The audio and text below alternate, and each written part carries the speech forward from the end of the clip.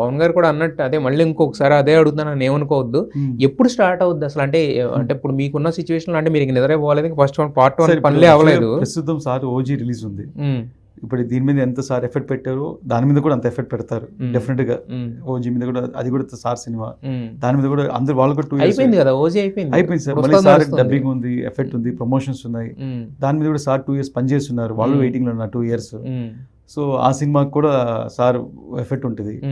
భగత్ సింగ్ ఉంది, దాన్ని కంప్లీట్ చేయాలి. దాని మీద ఇది భగత్ సింగ్ అయిపోతుంది ఈ మంత్ ఎండింగ్ అయిపోయి. అంటే సార్ ఒక ఆర్టిస్ట్ గా సారు ఏ ఇన్వాల్వ్మెంట్ అయినా ఫుల్ ఫ్లెడ్జ్డ్ గా పెడతారు.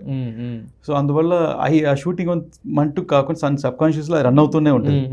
సో ఈ 2 సినిమాలు ఉన్నాయి. ప్లస్ ఇది కాకుండా సార్ ఇప్పుడు మొత్తం పాలిటిక్స్ ఉన్నాయి, ఇవన్నీ సార్ చూసుకోవాలి. సో ఈ గ్యాప్ లో మళ్ళీ ఎప్పుడు రిలాక్స్ అవుతారు, ఎప్పుడు టైం దొరకద్దు, దాన్ని మనం షెడ్యూల్ వేసుకొని ప్లాన్ చేసి పర్ఫెక్ట్ గా వెళ్ళాలి. అంటే ఈసారి మీకు అది మంచిగా జరిగిందా చెడు జరిగిందా పక్కన పెడితే కొంచెం ఈ విఎఫ్ఎక్స్ అనేది కొంచెం ఇబ్బంది పెట్టింది కాబట్టి నెక్స్ట్ పార్ట్ లో కొంచెం తగ్గించే అవకాశాలు ఏమైనా ఉన్నాయా విఎఫ్ఎక్స్ ని?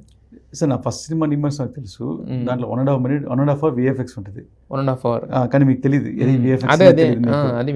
ఈవెన్ ఈ పిక్చర్ లో కూడా ఎవ్రీ షాట్ విఎఫ్ఎక్స్, కానీ మీకు న్యాచురల్ గా అనిపిస్తుంది.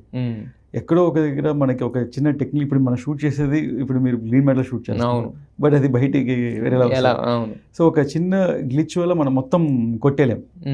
సో మనం మొత్తం కొట్టేది. ఇప్పుడు మీరు స్టార్ వార్స్ చూస్తారు, మీరు ఇప్పుడు ఇంటర్స్టెల్లార్ చూస్తారు, ఏ పిక్చర్ చూసినా ఈ విఎఫ్ఎక్స్ అనేది ఉంటుంది, ఎక్స్టెన్షన్ ఉంటుంది, టచ్ అప్స్ ఉంటుంది. సో చాలా వరకు ఇవి ఉంటుంది. సో అది ఒక కెమెరాలో ఒక టూల్, అది ఒక టూల్ పెట్టి మన స్టోరీ టెల్లింగ్ ఎంత బెటర్గా చెప్తామనేది మన దగ్గర ఉండేది వాడుకునేదాన్ని. కొన్ని ఎమోషన్ డ్రామాకి కొన్ని సీన్కి అవసరం ఉండదు, కొన్ని సీన్కి అవసరం. సో నిజంగా మన గుర్రాలు నిజంగా ఇన్ని తీసుకుని వెళ్ళి కొండలు వెళ్ళి కొండ మీద నుంచి దూకి, ఫర్ ఎగ్జాంపుల్ వర్ణయాగం సీక్వెన్స్ ఉంది, దానిలో ఒక అడిగి తగలబడిపోద్ది. రియల్గా మేము చెట్లన్నీ పెట్టి సెట్ చేసి 100 చెట్లు పెట్టి ఎక్స్చేంజ్ చేస్తాం, ట్రై చేసి వర్కౌట్ అవటం వల్ల మంట పెడితే మొత్తం స్మోక్ వచ్చేస్తుంది. సో మొత్తం స్మోక్ కనిపిస్తుంది, ఫైర్ కనిపించడం వల్ల.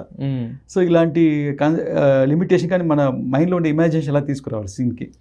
సో ఒక చందమామ కథలాగా ఉన్నా కూడా అట్లీస్ట్ మన విషయం కన్వే అవ్వాలి. ఒక మైథాలజీ స్క్రిప్ట్ని ఒక రియల్ దాంట్లో స్క్రిప్ట్ కన్వే చేసాం. సో ఆడియన్స్ స్టోరీ చూస్తారు కానీ గ్లిచ్ చూడరు.